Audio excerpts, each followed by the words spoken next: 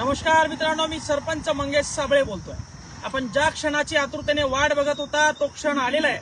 मित्रहो, आपल्याला या जालना लोकसभा निवडणुकीसाठी पाना हे चिन्ह भेटलेलं आहे। तरी आता आपल्या सर्वांची जबाबदारी आहे की पाना हे चिन्ह प्रत्येकाच्या दारापर्यंत, प्रत्येकाच्या घरापर्यंत आपण या ठिकाणी पोहोचवायचं।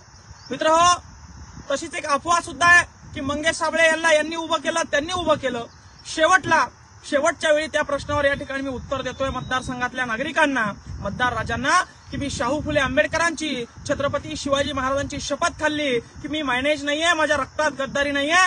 आपण या निवडणुकीला घासून नाही तर ठासून येणार आहे। पूर्ण तरुण बांधवांनी या ठिकाणी ही निवडणूक आता हातात घेऊन आपल्या भविष्याचा विचार करून, आपल्या शिक्षणाचा विचार करून या निवडणुकीचा निकाल या ठिकाणी लावायचा आहे। ही माझी आई आहे मित्र।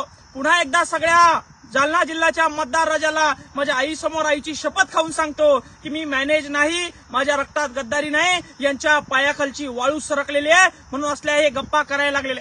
तुम्ही पूर्ण ताकदीनं काम करा। तुमचं आयुष्य, तुमचं भविष्य बदलणारी ही निवडणूक आहे। माझं काय नाही, निवडणुकीत काय होतं हा पुढचा विषय आहे। मात्र या अफवाला खंडन करण्यासाठी आईची शपथ या ठिकाणी मी तुमच्या समोर खातोय आणि तुम्हाला बजावून सांगतोय की यांच्या कुठल्याही अफवावर या ठिकाणी आपण बळी पडू नका।